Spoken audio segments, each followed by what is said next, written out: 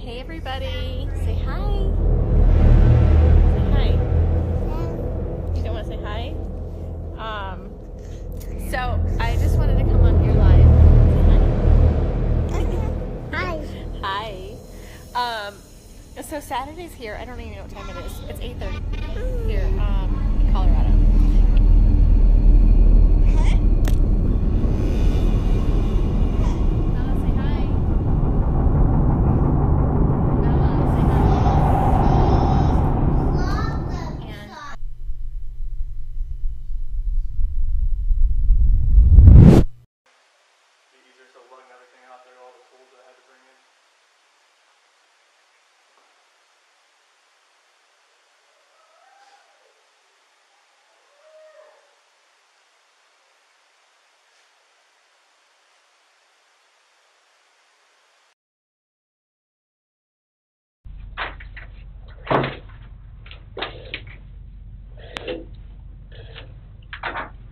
So I brought Graham in here because we want to talk to you about the results, okay? Sure.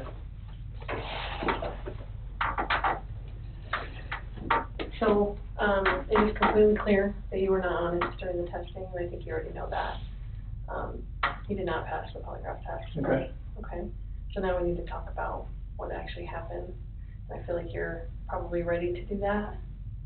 I didn't lie to you on that polygraph, I promise. Chris, I know. Chris, stop. It's time. Just I'm- stop for a minute. Take a deep breath. I want you to take a deep breath right now. Your Honor, there are no words to adequately describe the unimaginable tragedy that brings us before this court today. By my comments, I'm not even going to try to express the horror, the pain, or the suffering that the defendant has caused to these families, to this community, and to all who were a part of this investigation. However, I do want to spend a few minutes sharing with the court the details of the crime, as so far you've only had an opportunity to review the affidavit and a few facts here and there that have been offered to the court in the motions and pleadings that have been filed. The questions that have screamed out to anyone who will listen since August 13th of 2018 are why and how. Why did this have to happen? How could a seemingly normal husband and father annihilate his entire family? For what? These are the questions that only one individual in this courtroom or on this planet knows the answers to. I fully expect we will not receive the answers to these questions today, nor will we at any point in the future. I don't expect that he will ever tell the truth about what truly happened or why. Even if he did, there is no rational way that any human being could find those answers acceptable responses to such horrific questions. The best we can do is try to piece together some kind of understanding from the evidence that is available to us. And the evidence tells us this: the defendant coldly and deliberately ended 4 lives, not in a fit of rage, not by way of accident, but in a calculated and sickening manner. Shanann was 34 years old. She had married the defendant in November of 2012. Over the weekend leading up to August 13th, she had been at a work conference in Phoenix, Arizona, and returned home in the early morning hours of August 13th. We know that she got home about 1:45 in the morning. The doorbell camera on their home shows her arriving back home from the airport. Shortly thereafter, at least according to the defendant, they had what he referred to as an emotional conversation about the state of their marriage and about what their lives would look like going forward. What was said during that emotional conversation, only he knows. What we do know is that shortly after that, the defendant strangled her to death with his own hands. We know that he slowly took her life the morning of August 13th. We know that this was not done in an uncontrolled, vengeful manner that he tried to describe to agents from CBI and the FBI. If that were the case, you would expect to see vicious, horrible bruising about her neck, shoulders, and face. You would expect to see the hyoid bone in her neck broken. You would expect to see some kind of defensive wounds on his body as she struggled and fought for her own life. None of those are present. The only injuries that were on Shanann's body were one set of finger or bruising, what appeared to be fingernail or finger mark bruising to the right side of her neck. We know that our experts will tell us that it takes 2 to 4 minutes to strangle someone to death manually with their own hands. The horror that she felt as the man that she loved wrapped his hands around her throat and choked the life out of her must have been unimaginable. Even worse, what must Bella, age 4, and Celeste, age 3, must have experienced or thought as their father, the one man on this planet who was supposed to nurture and protect them, was snuffing out their lives. They both died from smothering. Let me say that again. The man seated to my right smothered his daughters. Why? Imagine the horror in Bella's mind as her father took her last breaths away. Your Honor, understand very clearly, Bella fought back for her life. The frenulum, the connective tissue between her upper lip and her gum, had a centimeter and a half laceration. She bit her tongue multiple times before she died. She fought back for her life as her father smothered her. Celeste had no such injuries. In fact, she had no external injuries at all. But according to the medical examiner, she was smothered nonetheless. The defendant then methodically and calmly loaded their bodies into his work truck, not in a hasty or disorganized way. He was seen from the neighbor's doorbell camera backing his truck into the driveway, going back and forth into the house and back out to the truck 3 different times, 1 time for each of their bodies. He then drove them away from their family home 1 final time, intent on hiding any evidence of the crimes that he had just committed.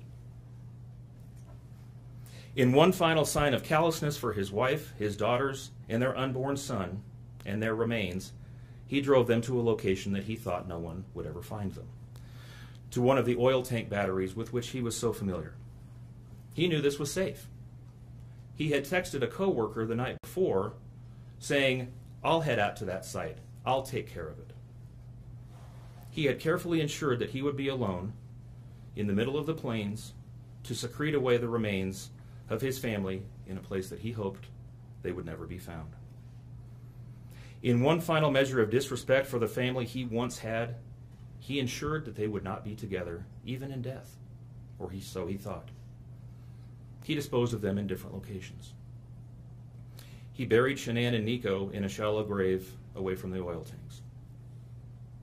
Bella and Celeste were thrown away in the oil tanks at this facility. Different tanks, so these little girls wouldn't be together in death. Imagine this, Your Honor. This defendant took those little girls and put them through a hatch at the top of an oil tank, 8 inches in diameter.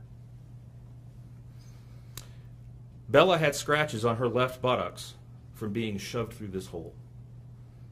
A tuft of blonde hair was found on the edge of one of these hatches. The defendant told investigators that Bella's tank seemed emptier than CC's because of the sound that the splashes made. These were his daughters. Significantly, when his coworkers arrived at the tank battery later that morning, to a person, they all described him as acting completely normally. It was a normal workday, even while his daughters sank in the oil and water not far away from him. And then his efforts at deception truly began. We've all seen the emotionless interviews that the defendant gives to the local media, asking for help in locating his family. We watched as he claimed that the house was empty without them, and that he hoped that they were somewhere safe, and that he just wanted them to come home. He told investigators that they were at home sleeping when he left for work that morning, and that Shanann had told him that she was taking the girls to a friend's house for the day. What is striking about this case, Your Honor, beyond the horrors that I've already described to you, is the number of collateral victims that he created by his actions. While he stood in front of TV cameras asking for the safe return of his family, scores of law enforcement officers, neighbors, friends, and family scoured the area, fretted for their safe return. They texted him begging for any information and sending him their best wishes, all the while he hid what he had done. The list of indirect victims does not end there.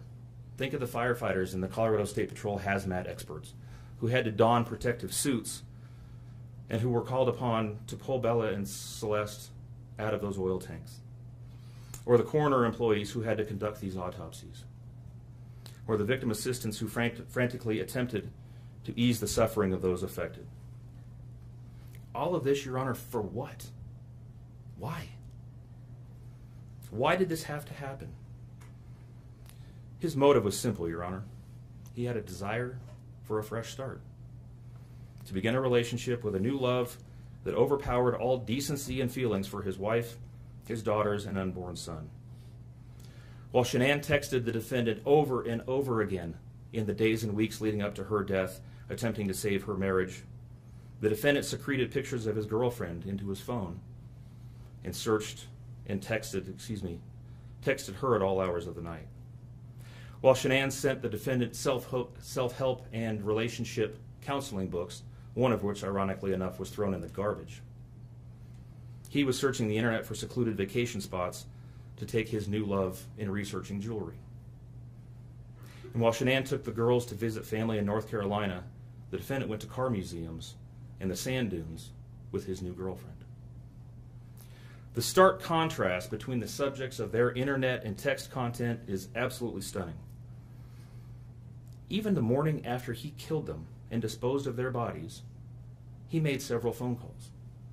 One was to the school where the girls were supposed to start, telling the school that the girls would not be coming to school anymore, that they were being unenrolled, presumably to give him some more time before law enforcement notification about them going missing.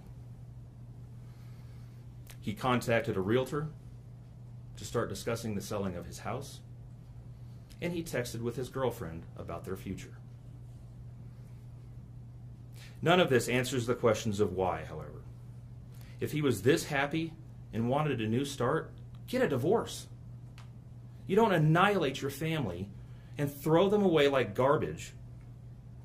Why did Nico, Celeste, Bella, and Shanann have to lose their lives in order for him to get what he wanted? Your Honor, justice demands the maximum sentence under the agreement reached by the parties. As you will recall, the agreement calls for life sentences as to Shanann, Bella, and Celeste, and all of those to run consecutively to one another.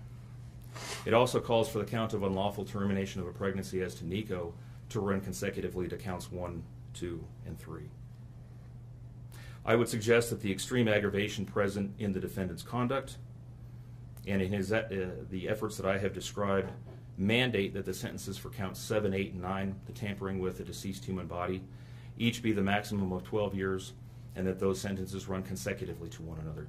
It is very clear that each of these acts, that these were not the subject of one act, but each oil tank that he walked up with his daughter's bodies and the hole that he dug for his wife and unborn son mandate a mandatory consecutive sentence.